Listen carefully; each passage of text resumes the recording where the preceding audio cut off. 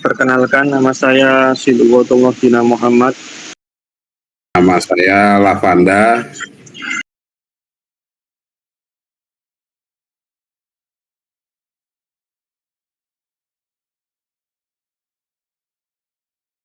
Dengan adanya outbreak penyakit, masa produktivitas itu berkurang, sementara pakan yang kita berikan itu tetap. Sehingga apabila terjadi outbreak penyakit, maka dalam satu siklus petambak bisa mengalami kerugian.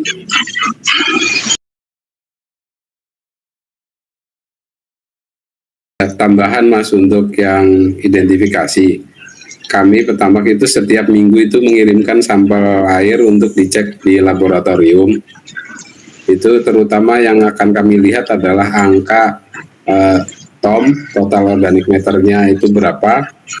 Jangan sampai mendekati lewat dari 60 apalagi 70. Kalau menurut standar sekarang angka 70 itu standar aman. Tapi kalau di pengalaman di tambak sekarang ini 60 ppm itu sudah sangat membahayakan. Biasanya ditandai busa surfaktan di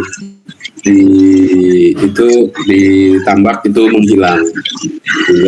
Nah, yang juga kita lakukan pengecekan adalah pengecekan mikrobiologi. Berapa jumlah bakteri kita, berapa jumlah yang terutama kita lihat adalah green vibrio koloni, itu jangan sampai lebih dari 100 koloni per milimeter air. Itu sih yang kami lakukan untuk sebagai identifikasi. Terutama kalau hasil lab itu tadi untuk mengkonfirmasi. Kalau yang paling valid adalah pengamatan visual sehari-hari di lapangan, termasuk pengukuran sifat fisik air, swing pH, terus kemudian kecerahan, terus visual pemeriksaan busanya hilang atau enggak. Itu kalau hasil lab itu mengkonfirmasi. Yang paling valid adalah pemeriksaan visual. Yang paling kalau hasil lab mengkonfirmasi aja sifatnya. Oke. Kalau begitu untuk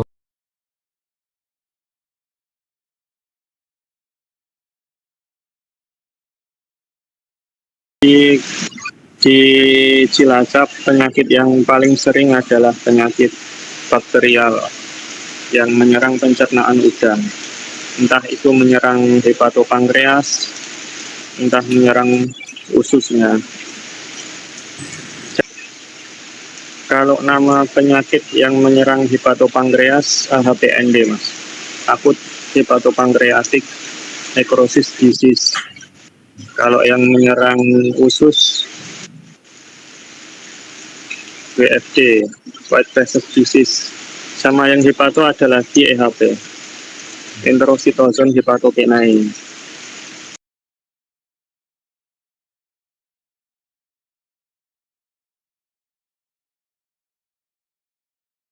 Pencegahan biasanya kita jaga keseimbangan dan kestabilan plankton dan bakteri, Mas.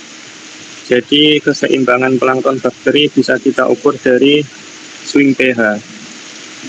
Ketika swing pH di atas normal, artinya plankton terlalu dominan. Pada suatu saat ketika terjadi lisis plankton, kemungkinan besar bakteri nggak bisa mengcover bahan organik dari plankton yang lisis itu. Nah, itu resiko ketika swing pH terlalu tinggi. Nah, cuman ketika swing pH minus, kan kadang kita pernah menemui swing pH minus. Jadi pagi ke sore bukannya plus, tapi malah minus.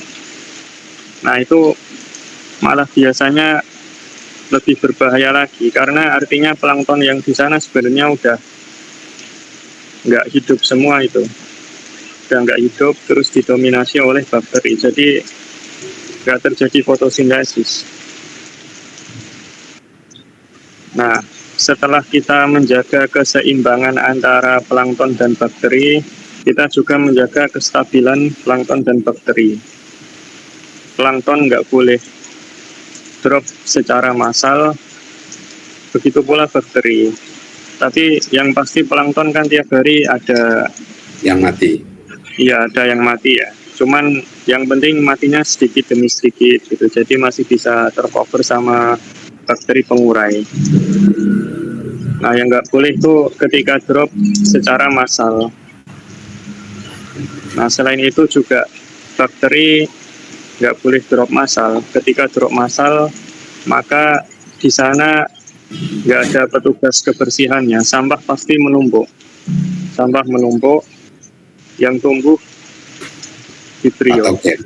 Ya, patogen. Nah, udang kan makan apa aja yang dia temuin kan. Iya. Di bawah ada bangkai plankton, sementara nggak ada bakteri baik, dia makan bangkai plankton kemasukan bakteri patogen gitu. Jadi dia masuk ke saluran pencernaan, itu yang kena serangannya. Jadi intinya menjaga keseimbangan plankton bakteri dan kestabilannya.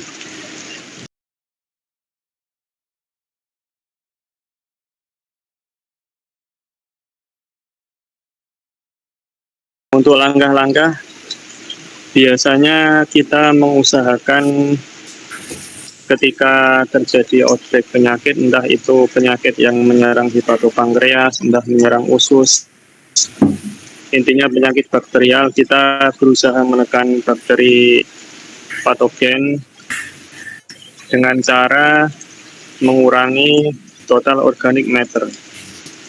Jadi kita tekan makanan si bakteri ini supaya bakterinya mati. Jadi minimal dia bisa diminimalisir di air itu.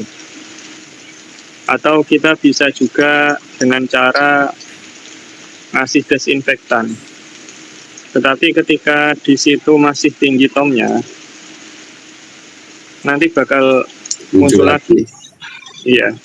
Malah justru ketika kita kasih desinfektan, kita membunuh semua bakteri, entah bakteri baik dan bakteri patogen. Resiko tom pasti biasanya naik setelah kita kasih desinfektan. Mungkin kematian memang turun, cuman temporer lah, paling 1-2 hari gitu. Nanti ketika tom keduluan bakteri patogen, kematian bisa melonjak lagi.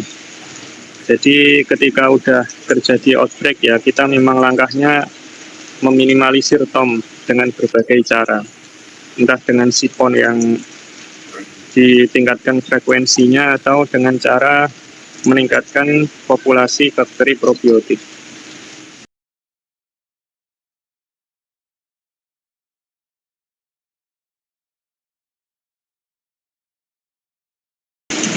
Biasanya kalau di daerah pantai selatan Jawa Tengah,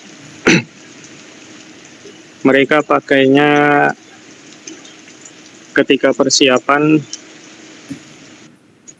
biasanya pakai, ada yang memakai kaporit mas. Cuman ketika pakai kaporit dosisnya kecil. Ada juga yang memakai H2O2 15 ppm.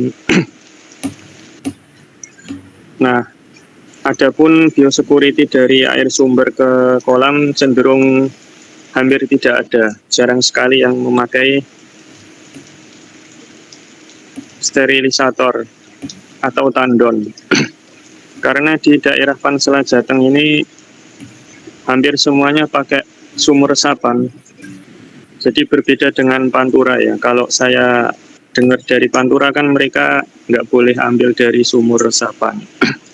Jadi mereka ambil dari laut dan itu mengharuskan adanya tandon. Dan di Pantura juga penyakitnya beda. Mereka ada penyakit dari virus juga. Nah, sehingga mereka lebih atau bahkan harus ada biosecurity. Kalau di Cilacap kebanyakan trouble terjadi di kolam itu sendiri, bukan dari sumber. Jadi ketika kita lihatkan air sumber ternyata masih bagus. Ya, nol bakteri patogen.